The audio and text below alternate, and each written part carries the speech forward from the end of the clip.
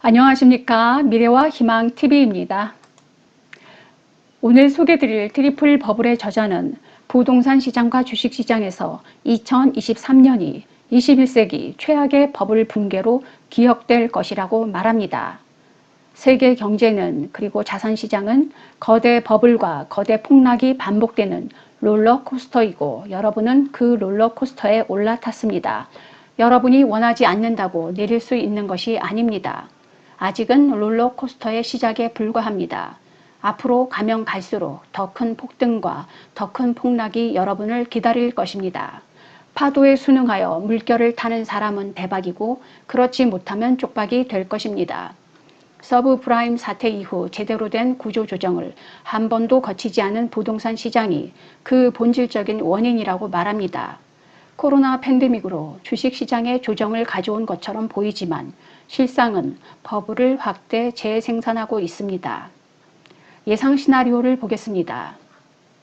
코로나 사태로 인하여 발생한 2년의 시간 왜곡은 2022년에 들어서 압축 소비를 초래할 것이고 이것은 실물 경기나 자산 시장 모두의 대분출을 초래할 것이며 물가 대폭등도 현실화할 것입니다.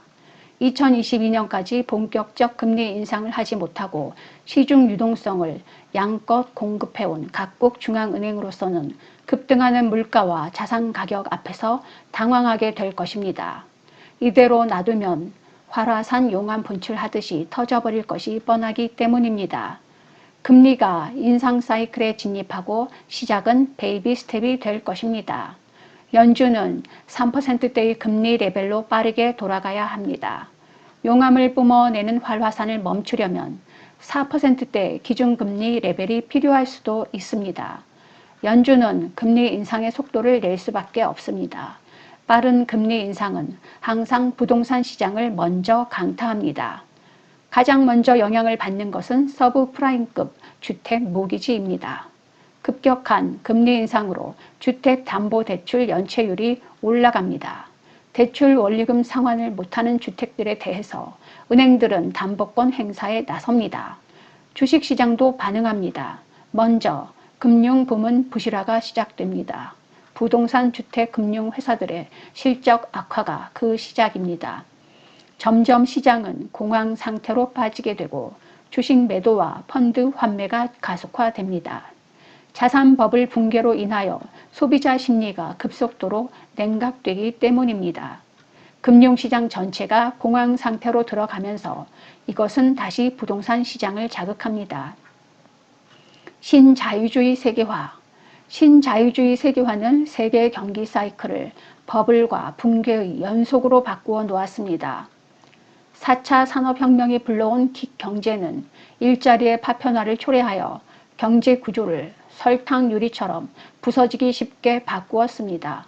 금리 저항성이 떨어져서 약간의 금리 인상에도 일자리가 버티지 못하는 상태로 전락한 것입니다.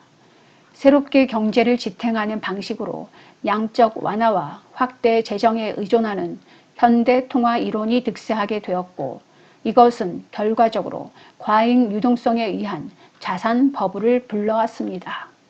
불안정한 일자리와 소득으로 이루어진 소비는 기업의 실적마저 설탕 유리로 바꿔 놓았고 주식 가격도 항구적인 가격은 절대 될 수 없습니다.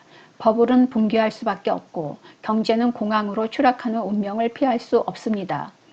부동산 시장은 이미 거대 버블이지만 당장 버블 붕괴는 오지 않으리라고 전망합니다. 버블이라고 판단한 근거는 각종 부동산 관련 지표 때문입니다. 지금의 부동산 가격은 소득으로 매수할 수 있는 영역을 지나버렸습니다. 그러다 보니 영끌이 나오는 것입니다. 이것은 사기에는 너무 벅찬 가격이라는 뜻입니다. 넘쳐나는 유동성이 시장을 떠받치고 가격을 밀어 올리게 되었지만 그것도 한계는 있습니다. 매수인의 구매력입니다. 언바 찬스도 한계가 있고 은행 대출도 소득 수준에 기반을 둬서 결정됩니다. 따라서 향후 부동산 시장은 버블 장세가 지속하겠지만 상승폭은 상대적으로 크지 않을 가능성이 큽니다. 부동산 가격은 평균적으로 강보합의 모양으로 지속할 것이라는 전제하에 시장 대응을 해야 합니다.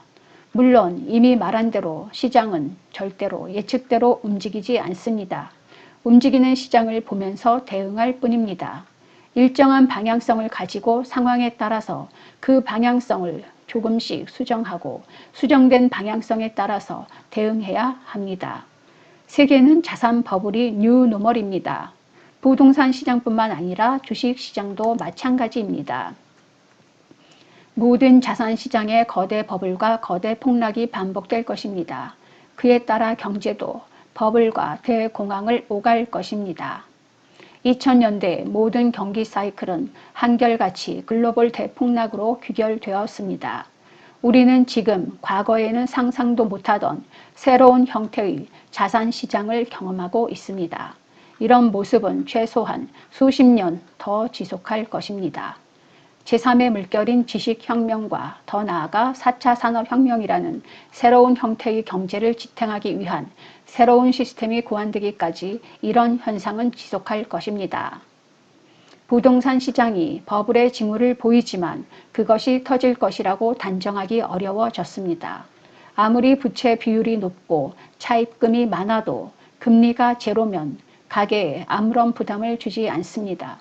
원금 상환은 부동산을 처분할 때 상환하면 그뿐입니다. 이자가 부담되어야 부동산을 처분하고 차입 원금을 갚을 압박이 생기는 것입니다. 이자 부담이 소득에서 차지하는 비중이 소소한 상태로 머문다면 부동산을 처분할 요인이 발생하지 않습니다. 경제위기 상황도 마찬가지입니다. 관건은 물가 압력입니다. 물가 상승과 금리 인상. 고물가가 현실화되는 시점이 본격적인 금리 인상 개시 시점이 될 것이고 물가 압력이 높을수록 인상 속도가 빠를 것이기 때문입니다. 물가 상승을 촉발하는 데는 세 가지 요인이 있습니다. 첫 번째는 통화량입니다.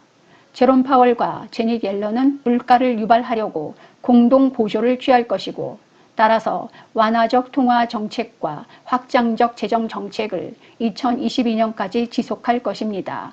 통화 측면에서는 물가 상승을 촉발할 준비가 되어 있습니다.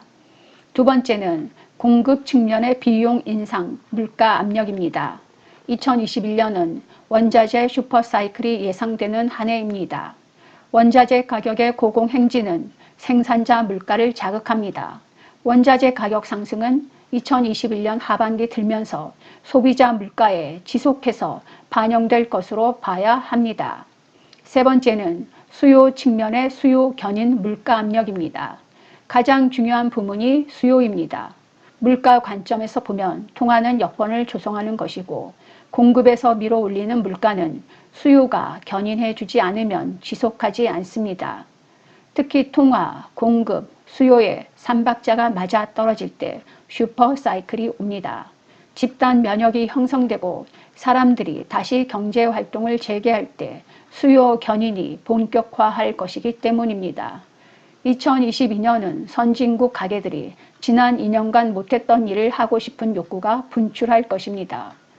1년을 3년처럼 살면서 예금 통장에 쌓아뒀던 실탄을 아낌없이 쏟아 부을 것입니다. 당연히 수요 견인 물가 폭등이 발생합니다. 삼각파가 오고 있다. 삼각파는 진행 방향이 서로 다른 두 개의 파도가 부딪혀 생기는 파고가 높고 기울기가 급한 파도를 일컫는 해양 용어입니다. 물결의 방향이나 형태가 흐트러져 꼭대기가 극단적으로 뾰족해지는 형태로 인하여 피라미드 파도라고 부릅니다.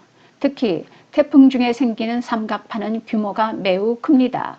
지금 자산시장에는 삼각파가 만들어질 여건이 성숙해 가고 있습니다. 공급 측면에서 슈퍼사이클이 오고 있고 수요 측면에서는 잠재 수요의 활시위를 팽팽하게 당기고 있습니다.